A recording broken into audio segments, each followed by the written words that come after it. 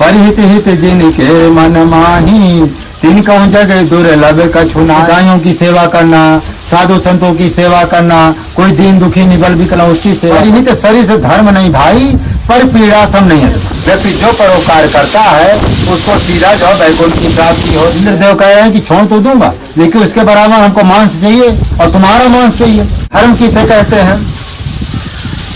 हमारे गुरुदेव जी का कहना है कि परिहित हित जिनके मन माही, परिहित हित जिनके मन माही, तीन कहूँ जगह दुर्लभ कछु नाहि। कहते जिसके मन में परिहित करने की भावना होती है तो भगवान कहते हैं उसको मैं सब कुछ दे देता, लेकिन परिहित करने की भावना उत्पन्न तो हो। तो जब परिहित करने लगता, परिहित का मतलब है जैसे गायों की सेवा करना, साधु संतों की सेवा करना, कोई दीन दुखी निबल विकलांग उसकी सेवा करना, ये परिहित है। और उसमें लिखा है परिहित, परिहित शरीर से धर्म नहीं भाई, पर पीड़ा सब नहीं है तुम्हारी। कहते हैं परिहित माने परिहित के समान कोई जो धर्म नहीं है और पर पीड़ा के समान कोई अधर्म नहीं। तो उसमें भी है अष्टादश पुराणेषु व्यासस्य वचनं द्वयम्, परोपकाराय पुण्याय पापाय परिपीडनम्। कहते हैं कि 18 पुराणों वेदों में कहते हैं अष्टादश पुराणेषु व्यासस्य वचनम, 18 पुराणों में व्यास जी ने लिखा है कि परोपकार के समान कोई जो है धर्म नहीं है और पर पीड़ा के समान कोई अधर्म नहीं है। इसलिए संसार में जो है व्यक्ति जो परोपकार करता है उसको सीधा जो वैकुंठ की प्राप्ति होती है। एक दृष्टांत आता है कि सीधीत हरिचंद्र नरेशा, कहे धर्म हित कोटि करेशा, रंति देव बलि भूप सुजाना, धर्म धरो सही संकट नाना। देखो सीधी ने जो है परोपकार के लिए क्या कर दिया, उसने जो है माने कबूतर के लिए अपने जो है अपने शरीर को जो काट करके माने जो माने शिव माने भगवान जो है इंद्रदेव परीक्षा करने के लिए आए कि देखते हैं कितना बड़ा परोपकारी है। जब वो कबूतर माने कबूतर का माने उसका एक कबूतर का था वो बन गया, उसको क्या बोलते हैं ना मारने वाला, जिसको माने शिकारी बन गया। जैसे वो कबूतर को मारा तो थोड़ा माने पंगुल तो हो जाता है। तो वो महात्मा कहते हैं कि इसको तो छोड़ दे, उसके बदले इसको तो छोड़ दे। तो इंद्रदेव कह रहे हैं कि छोड़ तो दूंगा, लेकिन उसके बराबर हमको मांस चाहिए और तुम्हारा मांस चाहिए। तो सीवी ने जो है उस कबूतर, अच्छा कबूतर वो चंद्रमा कौन किसका रूप बनाकर को आया था, वो भी माने दैविक भाई 1 किलो 2 किलो होता तो थोड़ी बहुत मांस से पूरा हो जाता। दैविक वो कबूतर था, पूरा मांस काट करके माने सीवी जी चढ़ा दिया, महाराज नहीं पूरा हुआ, फिर अपना शरीर ही चढ़ा दिया। ऐसे जो परोपकारी होते सीवी ने ऐसा किया। दधीची के बारे में आता है, दधीची हमारे बड़े महाराज जी के सामने ग्रंथ में पद भी लिखा है, समय नहीं मैं अभी दिखाता। तो दधीची बता रहे हैं कि हमने देवताओं की रक्षा के लिए अपना जो है हड्डियों का दान कर दिया। उसी से जो उनको मारा था ना वो कौन सा राक्षस सा त्रिपुरा था, त्रिपुरासुर, उसी में हाँ वही बाण बना था भगवान शंकर जी की।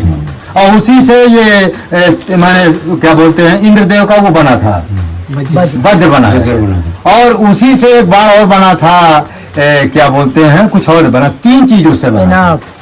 पिनाक उसी से बना था, जो भगवान शंकर जी तोड़े थे ना, पिनाक उसी से बना। तो 3 धनुष की उसकी रचना किया था, उसी से वो धनुष के माने दधीची की हड्डी से बना। तो परोपकार के लिए दधीची ने अपना सर्वस्व दे दिया।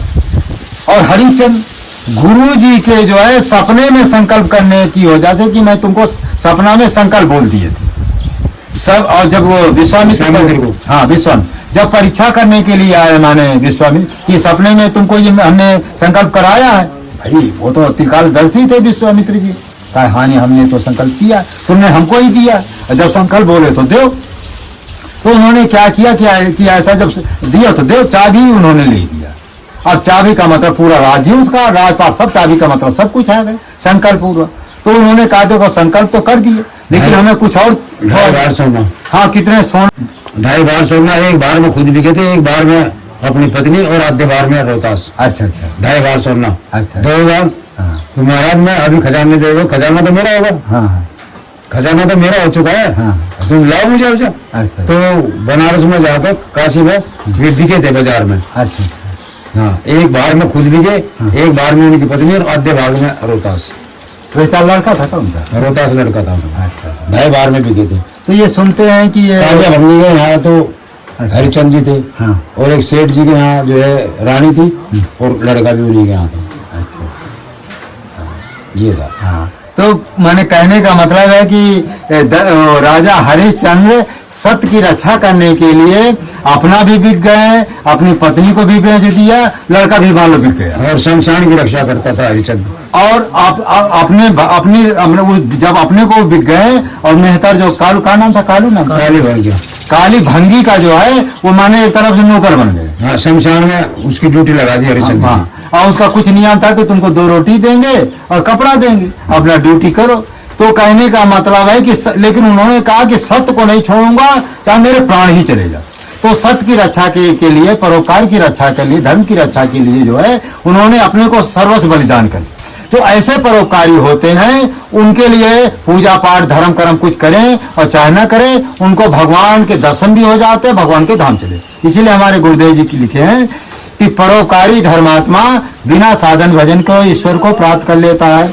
ऐसे जो परोपकारी धर्मात्मा होते हैं वो पूजा पाठ जब तक करें और चाहे ना करें, उनको भगवान की प्राप्ति हो जाती। अच्छा, तीनों को भगवान की प्राप्ति हुई।